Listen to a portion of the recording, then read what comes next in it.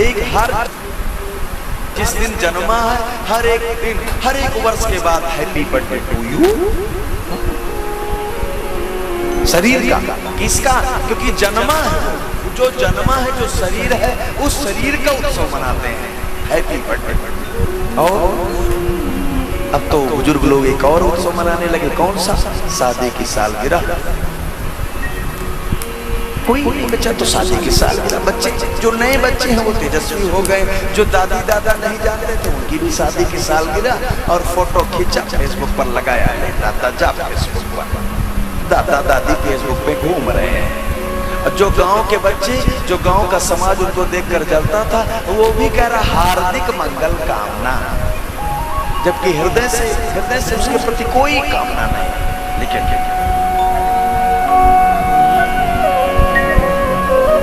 हम जीवन भर किसका उत्सव मनाते हैं? अंत में जब मनुष्य मरता भी है, शरीर छोड़ता है, तो वही शरीर के नाते का उत्सव मनाते हैं। हम संसार में उत्सव किसका मनाते हैं? शरीर का, व्यक्ति का। लेकिन दुनिया में है कैसे? हम दो प्रकार से उपस्थित हैं, आत्मा और शरीर दोनों से बराबर। तो ये बताएं आप जरा, जब आप चलते हैं और एक कदम को दो बार रखते हैं, जैसे आप चल रहे हो और एक कदम, एक पैर दो बार रखते हैं, तो क्या होता है? आप ऐसा अखाड़ा कूदे, अखाड़ा अपने अखाड़ा कूदा जाता है। अखाड़ा कूदते समय जब आप दौड़ते हैं और एक पैर दो बार पड़ जाता तो क्या कहते हैं? उचक उचक उचक। तो आप उचक रहे हैं कि नहीं? आप यहाँ भी फील कर रहे हैं, जब शरीर और आत्मा बराबर है और सुबह से शाम तक 24 घंटे में 12 घंटा शरीर की, 12 घंटे आत्मा की।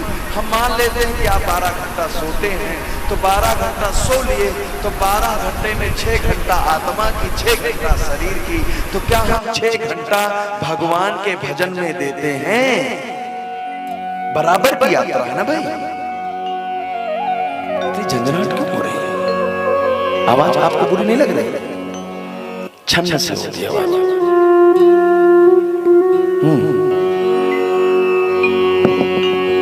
कल मॉनिटर लगाओ, मॉनिटर नीचे दबा करके, तभी चलेगा।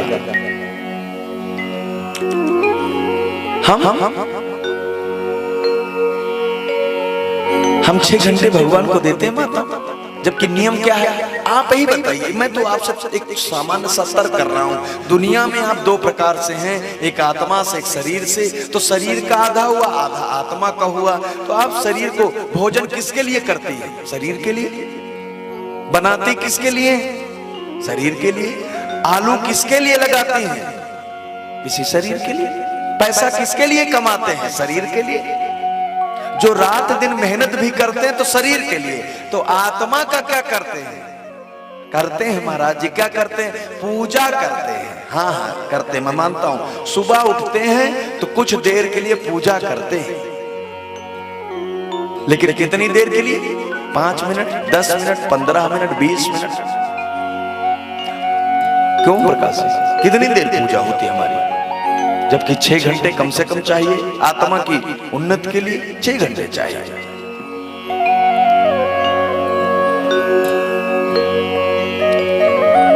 भैया पीछे जो बैठे हैं तीनों लोग, ये कथा है, इसका नियम है, क्लास है। क्लास में आप मोबाइल को और आपस में इधर उधर नहीं देख सकते। यहाँ बैठना है तो इधर ही देखना पड़ेगा, इसकी मर्यादा है। हाँ, हो सकता है आपके लिए कोई ऐसी बात आ जाए जिससे जीवन बन जाए, मोबाइल बनाने वाली कंपनी लगा लें आप, नहीं तो इसी मोबाइल में तो जिंदगी नष्ट हो जाने वाली है। माताओं, हम जब भगवान की पूजा करते हैं तो वह समय हमारी आत्मा के विकास का होता है, आत्मा की उन्नति का होता है। और उसमें हम आधा घंटा देते हैं, और आधा घंटे में भी यदि कोई रिश्तेदार आ गया, पड़ोसी आ गया, तो हम पेपर 1 घंटा चटेंगे, हम चाय 3 बार पिएंगे, बतियाएंगे, पूरा बतियाएंगे। क्यों? सामने हरण बांधे हो, इसीलिए तो नष्ट हो रहा है सब। हमारी बुद्धि काम नहीं कर रही, हरण ही तो आवाज कर, जो उसको बंद करो हरण को।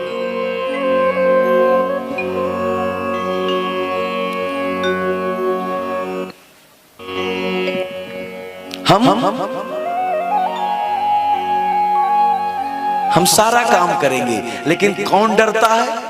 घर का भगवान। ये टाइम कहाँ काटेगा? ये मेरी पूजा में टाइम काटेगा। हम टाइम कहाँ काटते हैं? भगवान की पूजा में टाइम काटते हैं बस। और सारा काम करेंगे, चाहे एक बार की अपेक्षा 2 बार पढ़ेंगे, पिएंगे, पेपर 3 बार पढ़ेंगे। क्यों यही होता है? अंतिम एक चाय और बना ला।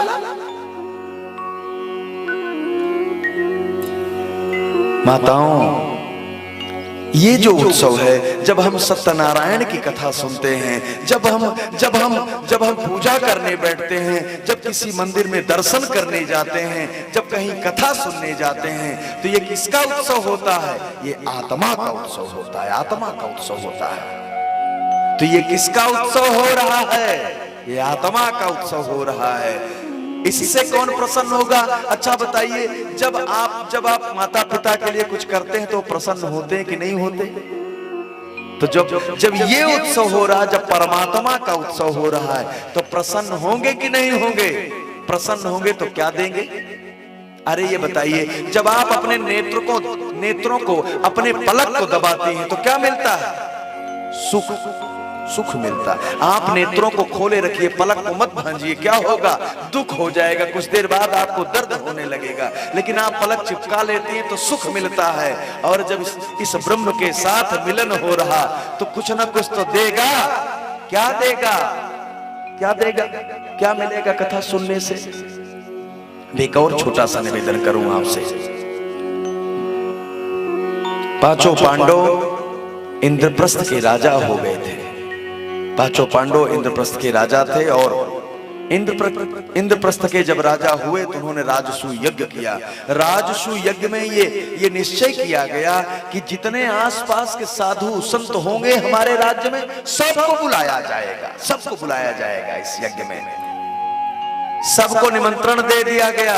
लेकिन युधिष्ठिर एक पड़ोस में ही रहने वाले एक साधु के पास गए और उन्होंने कहा, हे बाबा, आप हमारे कार्यक्रम में आइए, हमारे यज्ञ में आइए।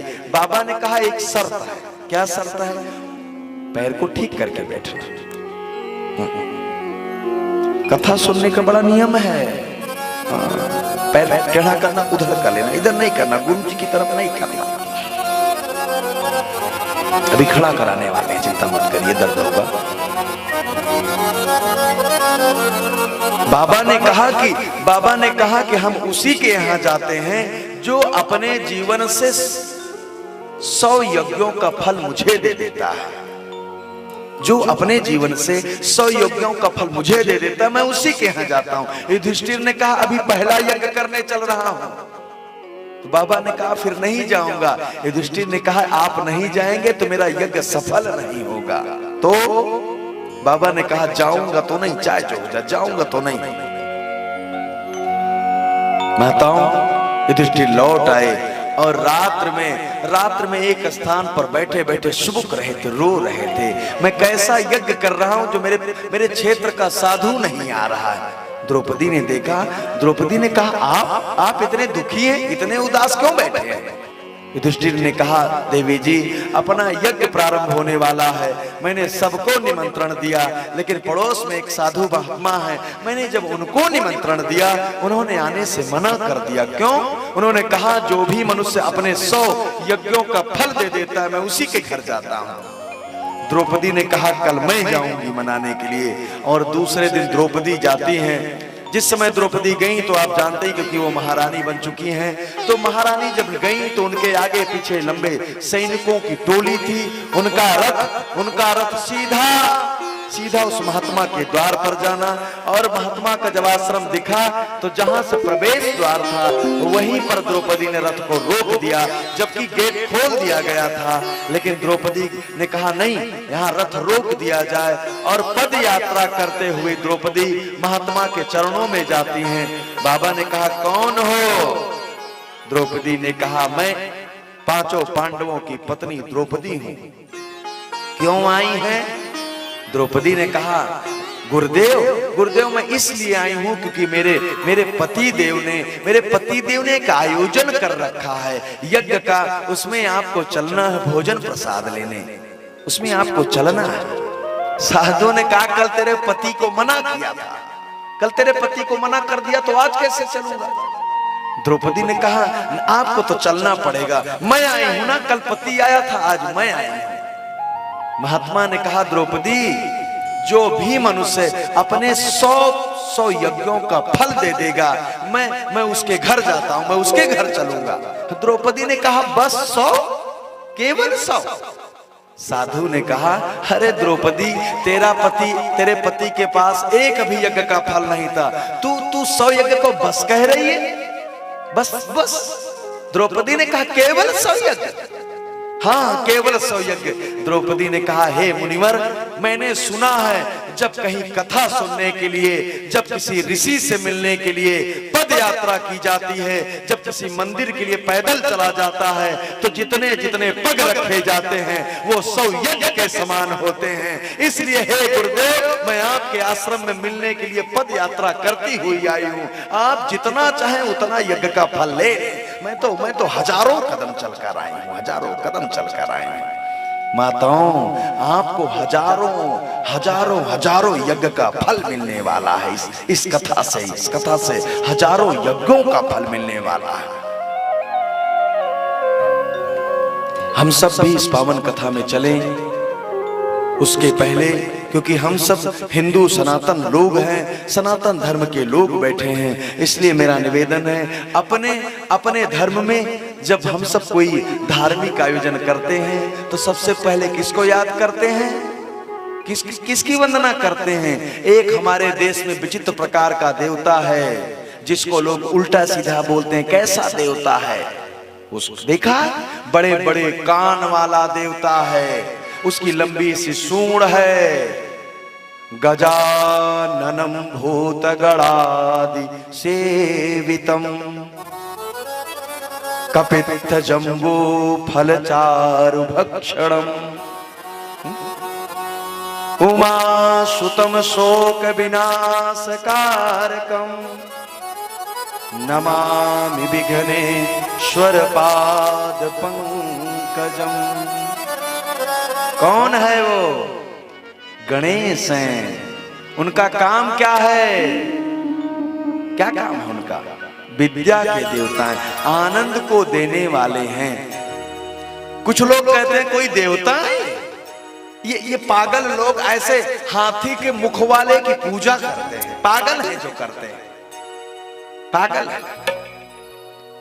किसी ने कहा क्यों पागल हैं? उन्होंने कहा ये कोई देवता है जिनके बड़े बड़े कान हो, इतनी लंबी नाक हो, सूंड, कोई देवता है?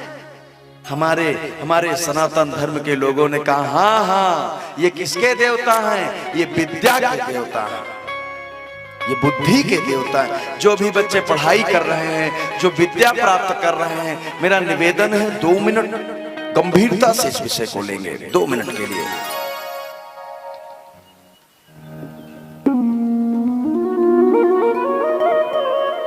गणेश जी विद्या के देवता हैं। गजाननम, उनका मुख कैसा है? हाथी का जैसा है।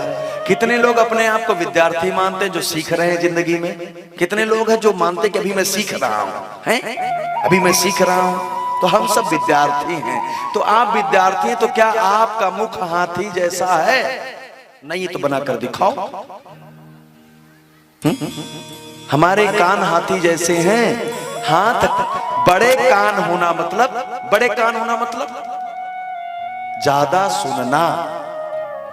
बड़े कान होना मतलब अधिक से अधिक सुनना। जो ज्यादा से ज्यादा सुनता है विद्यार्थी का पहला लक्षण है। विद्यार्थी का गुण है अधिक से अधिक सुनना। दूसरा गुण मुख ना दिखाई पड़ना। हाथी का मुख दिखाई पड़ता, सूंड होती है। मुख ना माने कम से कम बोलना, कम से कम बोलना।